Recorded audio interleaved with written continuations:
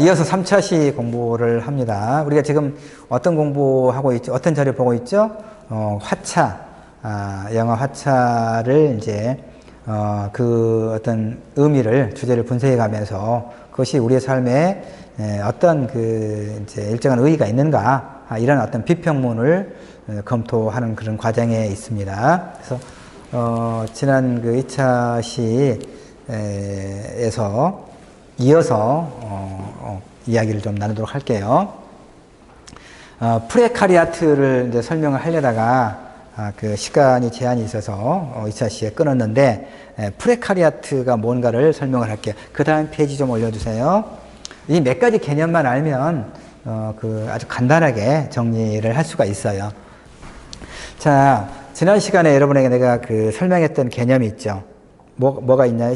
뭐가 있습니까? 신자유주의가 무엇인가를 설명했었잖아요. 예, 그 다음에 국가 중립성의 문제를 간략하게 언급했었죠. 근데 이제 그거 이야기합시다. 국가 중립성이랑, 국가는 여러분 누구 편이에요? 누구 편일까? 노동자의 편인 국가는 없어요. 그쵸? 자본가의 편이에요. 왜냐면 그 국가를, 정부를, 구성하는 대다수의 어떤 세력은 자본가 계급이에요. 그리고 자본가의 이익을 대변하는 노동자 출신 정치인이라도, 그 노동자의 이익을 전면적으로 대변하기가 어려운 그런 구조가 있는 거죠. 그래서 소위 말하면 예컨대 노동자당, 이런 당이 집권하지 않는 한, 그 정부는, 그 국가는 노동자 편이 아닌 거죠. 그건 현실적으로 가능하지 않거든요. 그러니까 이 국가 중립성이라고 하는 것은 무너질 수밖에 없긴 없어요. 그런 측면이 하나 있고. 그래서 좀 이따 그 자료를 보면서 조금 더 설명을 하도록 할게요. 그 다음에 하나가 이제 지금 설명하려고 했던 것이 프레카리아트. 프레카리아트를 설명하고 있는 게 조금 다음 편. 자, 이제 프레카리아트, 사회학적인 그쪽에서 쓰는 많은 그 개념인데, 그러니까 사실은 문학을 우리가 공부를 하고 분석을 할 때 인근 학문의 어떤 분석 틀을 많이 갖다가 해요. 그래서 신자유주의는 정치나 경제 쪽의 개념일 것이고, 그 다음에 이제 신자유주의, 이를테면 이 프레카리아트도 이제 그런 사회학적 개념입니다. 그러니까 이것은 뭐냐면, 이제 프롤레타리아, 노동자라고 하는 것이잖아요. 자본가 계급의 어떤 상대적인 개념으로서 자신의 어떤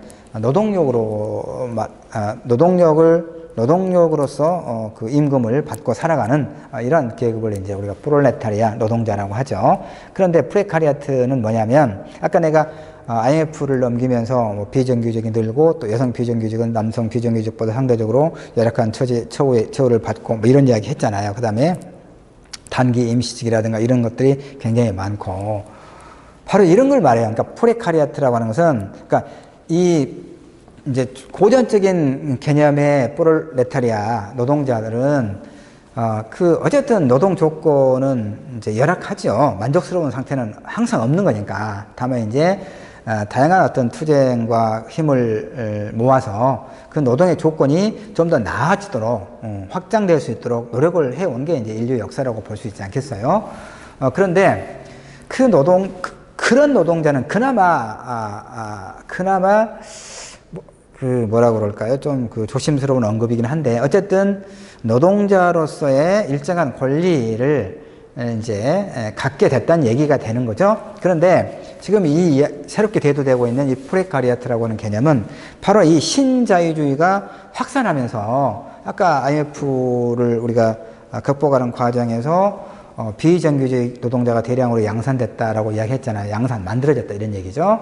그러니까 어떤 경제적, 이를테면 고용의 불안정, 경제적 불안, 이것이 일상적으로 우리를 지배하게 됐다는 얘기예요. 바로 이런 신자유주의 시대에 경제적 어떤 불안과 공포에 시달리는 그런 사람들을 프레카리아트라는 개념으로 부르고 있어요. 알겠죠? 그러니까 아주 쉽게 이야기하면 비정규직 노동자, 알겠죠? 그 다음에 단기적인 어떤 소위 말하면 아르바이트, 알바에 이런 배달을 하거나 이런 사람들, 그 다음에 이제 그 매우 어떤 열악한, 그러니까 뭐 대기업에 근무한다 할지라도 파견직 노동자로서 매우 열악한 그런 환경에 처해 있는 이런 사람들. 그러니까 그리고 보면 굉장히 많은 수가 이 새로운 개념인 프레카리아트에 포섭될 수 있겠죠.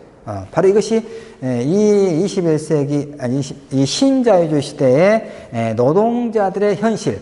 우리가 사실은 노동자라고 하는 것에 대해서, 우리는 다 거의 노동자예요. 이를테면, 그 소수의 자본을 가지고 있는, 자본을 세습하고 있는 이런 그 사람들을 제외하고는 어떤 형태로든 노동을 해서 우리는 자신의 삶을 살아가는 거죠. 그러니까 우리는 다 노동자거든요. 나도 지식 노동자죠.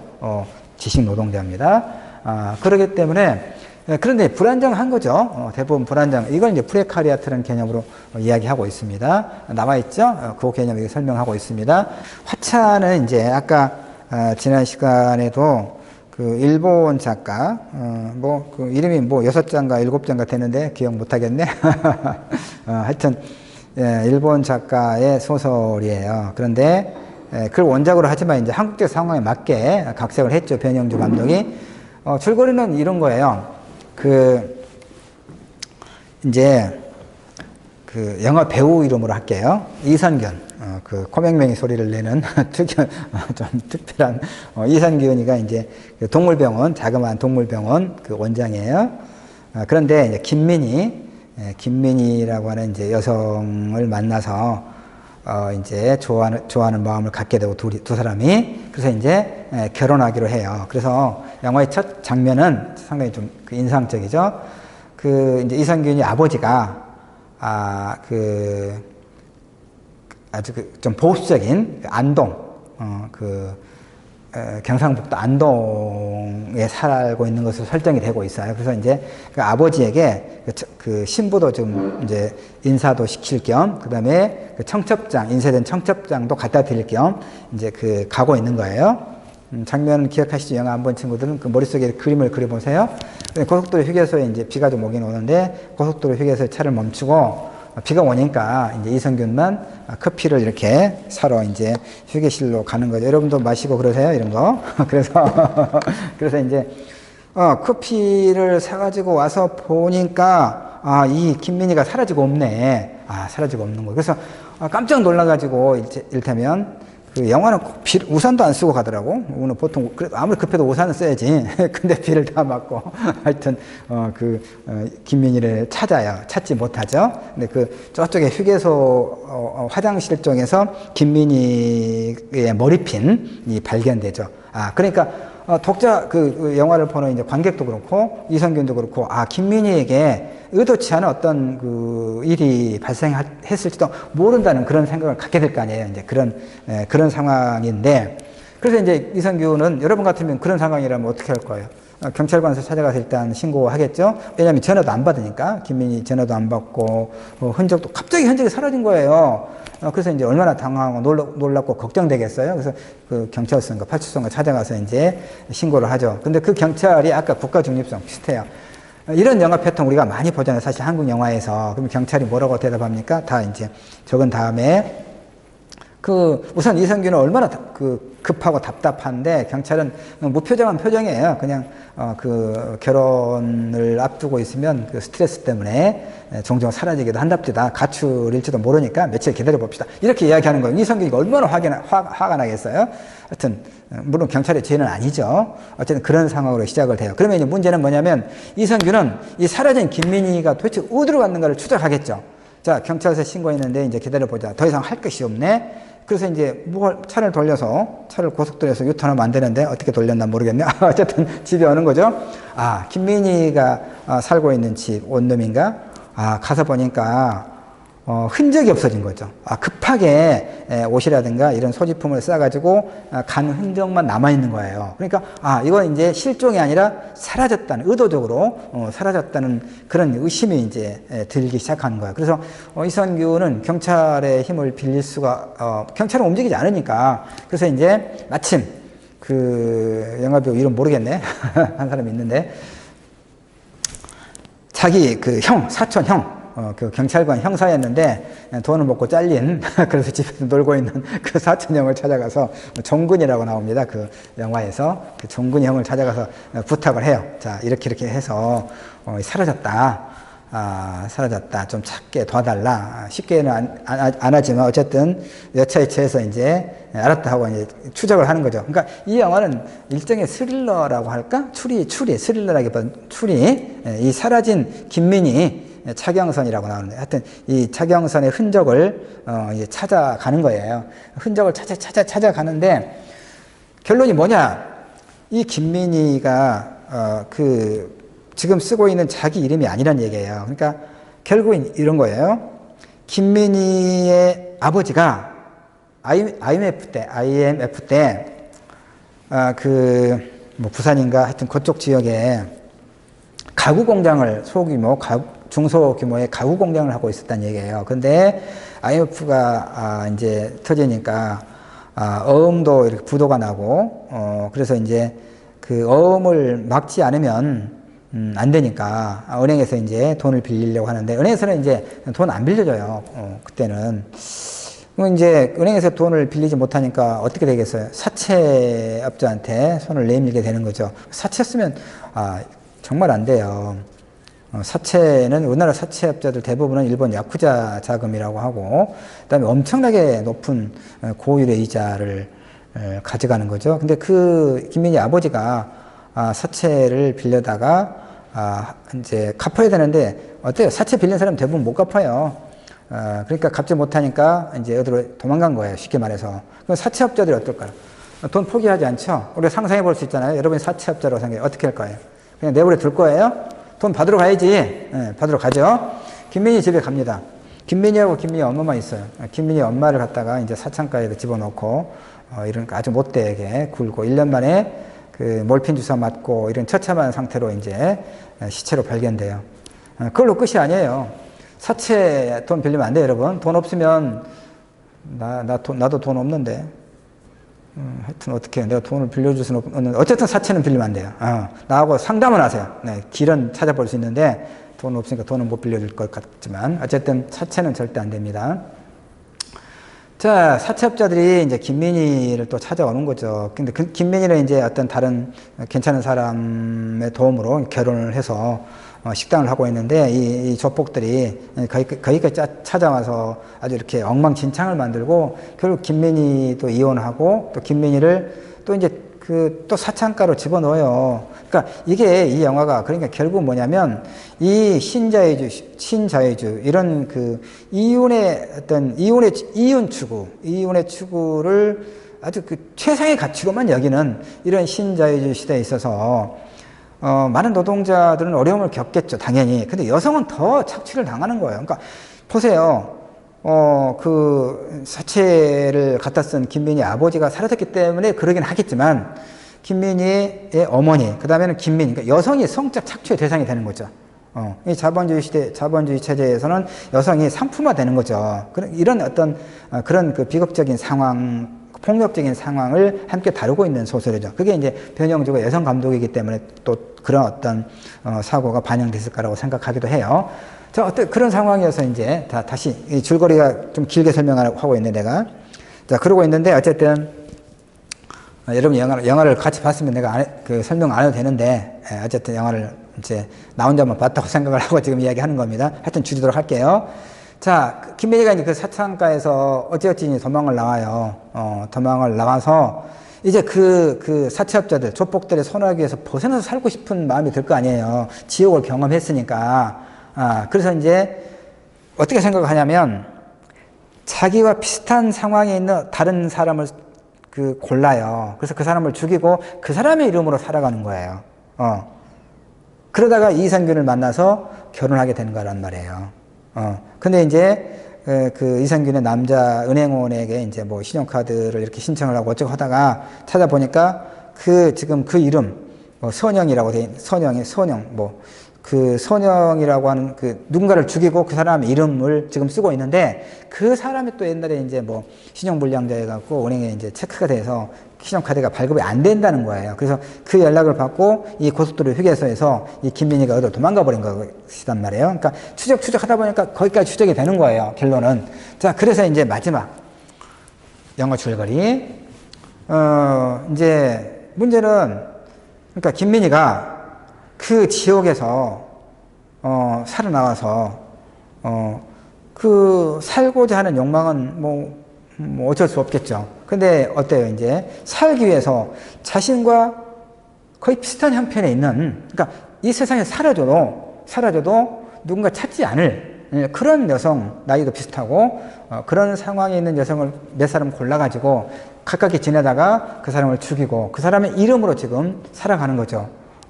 근데 우리는 그것을 비판할 수 있겠는가 하는 문제가 굉장히 이제 중요한 문제가 되는 거예요. 물론 옳지 않죠.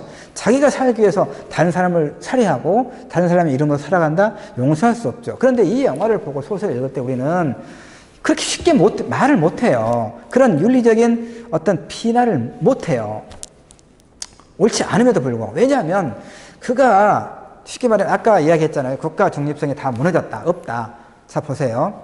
그 조폭들이 사채업자들이 김민희의 어머니를 사창가로 데려가서 착취를 하고 끝내 죽음으로 이르게 할 때도 그렇고 그 다음에 영화에서 보면 이 김민희가 조폭들에게 끌려가거든요. 버스 터미널에서 뺨을 맞으면서 그때 경찰은 보이지 않아요. 국가는 그러니까 누군가가 위험에 처했을 때 국가는 모른 체 한다는 얘기죠. 그게 바로 국가 중립성이 무너졌다는 그런 의미일 수도 있어요. 그래서 이제 그 김민희는 이제 마지막에 이제 경찰이 체포하러 오는 거죠. 근데 그 장소가 여러분 용산역, 우리가 서울을 가면 KTX 용산역에서 내리고 그러잖아요. 그럴 때 용산역에는 여러분 옆에 뭐가 있는 줄 아세요? 그 아이파크라고 하는 현대백화점이죠. 그러니까 그 백화점이 뭡니까? 자본주의적 어떤 그런 자본주의가 그 자본주의 상품화 물신화가 아주 극명하게 전시되어 있는 공간이 백화점이죠. 그러니까 이 김민희가 결국은 그 하여튼 그 도망을 가서 경찰에 체포되기 직전에 이제 이성균을 만나고 난 다음에 도망을 가서 그 떨어져 죽는 장소, 영화가 끝나는 장소가 용산역 현대백화점이라고 하는 것을 여러분 기억할 필요가 있어요. 그것의 의미, 그러니까 이 신자유주의라고 하는 이런 어떤 그 자본의 상징적인 그런 장소에서 그 자본에 쫓기다가 살기 위해서 다른 사람을 죽이고 그 다른 사람의 이름으로 살아야 했던 사람의 어떤 마지막의 그 장소가 백화점이 있는 그런 그 용산역이라고 하는 것. 그리고 이제 마지막 장면에서 이성균이가 이제 그 김민희를 만나고 김민희를 끌어안고 이야기를 해요. 아니라고 말해달라. 네가 그 여자 죽인 거 아니지? 말해달라고 이제 이야기하죠. 그 안타까운 마음에서 그렇게 한 거죠. 근데 김민희가 그 이야기해요. 내가 했어. 라고 하면서 나는 이를테면 살고 싶었다. 행복해질 줄 알았다. 그런데 그때 나는 혼자였다. 그 이야기를 들으면요. 나도 지금 자칫 감정이 흐트러질 것 같긴 한데 정말 눈물이 쏟아져요. 자기가 살기 위해서 다른 사람을 죽였잖아요.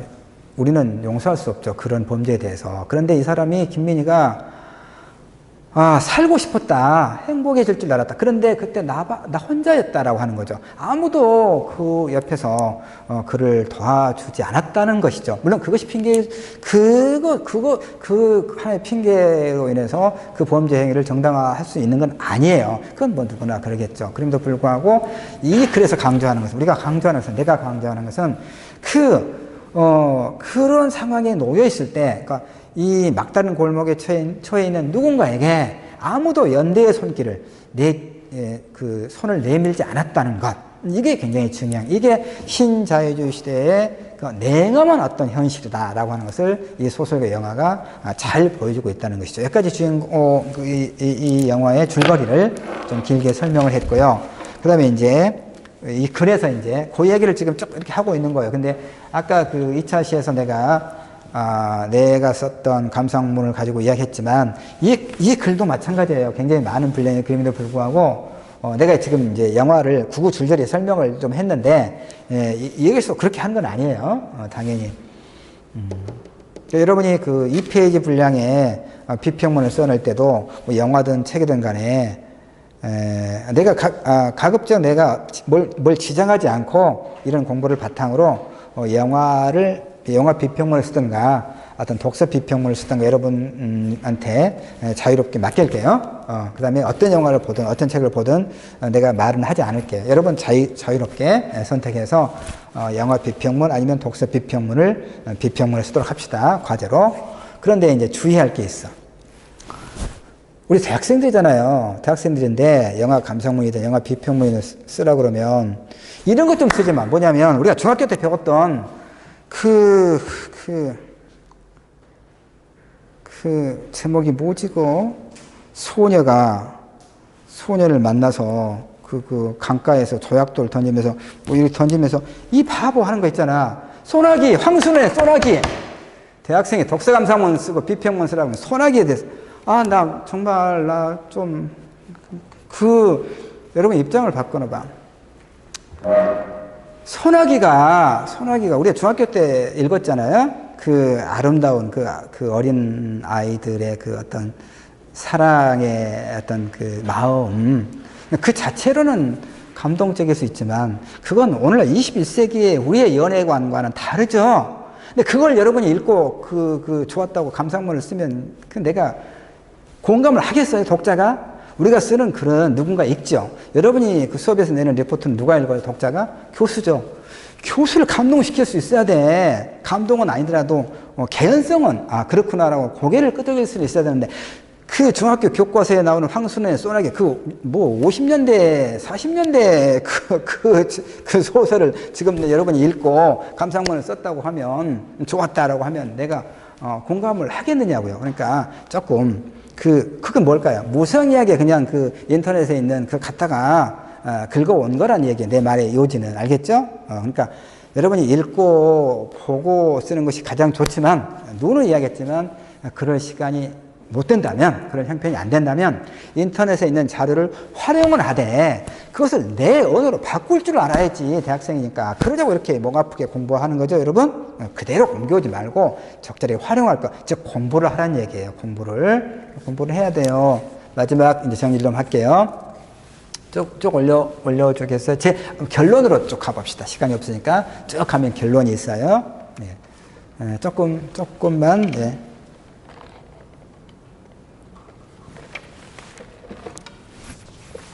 내가 이제 오캠으로 혼자 앉아서 이 촬영하고 5주차까지 그럴 때는 훨씬 더 장단점이 있네요. 지금 학교에 와서 이 촬영하는 것은 이런 것이 좀 내 마음대로 잘 안 되는 게 있고 내가 가만히 앉아서 오캠으로 촬영할 때는 좀 자유롭게 이렇게 넘기고 확인하고 그랬었는데 장단점이 있고 그래도 아마 6주차부터 여러분들이 조금 이렇게 나를 좀 보면서 이렇게 공부를 하면 여러분에게 조금 더 그 답답함이 좀 해소되지 않겠는가 이런 생각을 해서 좀 하고 있는데 충분하게 만족스럽지 못하더라도 여러분이 좀 양해를 하면서 그 내용을 이해하고 긍정적으로 받아주고 그러면 굉장히 좋겠습니다. 좋아요. 자, 그러니까 이제 쭉 읽어보면 어떤 문제가 있냐면 이거 이제 7주차의 다음 주에 그 독서 비평문 내가 쓴 평론을 이제 보면서 같이 또 반복할 부분이니까 비평문을 잘 이해하고 잘 쓰기 위해서 설명할 부분이긴 한데 이 이야기의 결론은 이거예요. 이를테면 이 글쓴이는 화차, 피에타는 뭐 시간도 없고 또 여러 가지 이유로 말하지 않았죠. 그런데 어쨌든 이 영화가 그러니까 자본의 논리가 우리는 이 자본의 논리에 포섭되어 있는 삶을 살아요. 우리는 매우 자유로운 존재인 것 같긴 하지만 사실은 이 어떤 체제 내에 포섭되어 있는 존재니까 우리는 눈 떠서부터 밤에 잠잘 때까지 여러분 휴대폰 계속 보잖아요. 나도 그래요. 이게 LG 이런 어떤 휴대폰 없어도 우리가 살지 않을까요, 사실은? 그런데 휴대폰이 없으면, 모바일이 없으면 엄청 답답하고, 그 어떤 공황 상태에 올 정도로 어려움을 겪죠. 내가 가정폭력 예방과 관련된 법정 교육 말고 내가 따로 이제 공부를 좀 할 때 들은 이야기인데, 가정폭력의 경우가 상당히 많다고 그래요, 지금도. 그래서 이제 가정폭력이 아주 심할 때 심하게 이제 폭력을 당하는 여성들이 이제 피해자들을 임시로 이제 거주하게 하는 그런 시설이 있는데, 그 시설에 뭐 한 30일, 60일 정도 거주를 하는데, 그 시설에 있는 그 피해 여성들에게는 어떤 게 있냐면 휴대폰을 사용하지 못하게 해요. 왜냐하면 휴대폰을 내가 사용을 하면 그 남편이 추적을 해서 쫓아올 수 있으니까, 그래서 휴대폰을 사용하지 못하게 이제 보관을 해 놓는데, 젊은 여성일수록 20대나 30대 그 주부들, 폭력적인 남편으로부터 폭력을 당해서 피해 있는 그 쉼터에 있는 젊은 여성들은 며칠 못 가서 다시 집으로 돌아간다고 그래요. 왜? 이 휴대폰을 사용하지 못하고 인터넷을 사용하지 못하니까 오히려 폭력적인 남편이 있는 가정으로 다시 돌아간다는 거죠. 그만큼 우리는 이런 새로운 어떤 자본에, 물론 이건 부정적으로만 볼 건 아니긴 한데, 어쨌든 이런 어떤 자본의 논리에 포섭된 삶을 살고 있다는 것이죠. 그러니까 이 영화는 그런 자본의 논리에 포섭되어 있는 그런 삶 속에서 가장 극단적인 경우죠.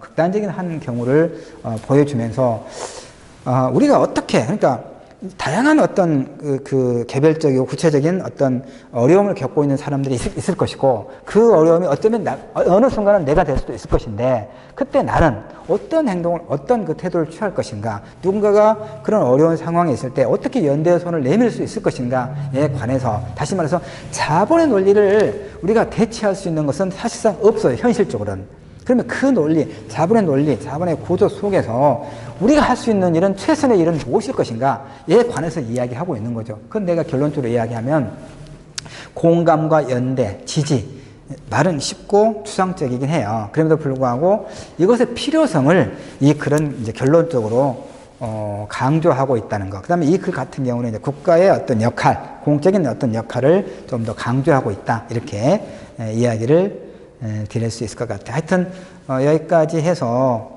3차 시까지 마치고 6주차 비평문, 감상문과 비평문의 이론, 그 다음에 실제, 이런 부분들을 이제 모두 정리하도록 하겠습니다. 부족한 부분은 다음 주 7주차 또 같은 이야기 할 거니까 그때 또 보완하도록 할게요. 자, 수고하셨습니다.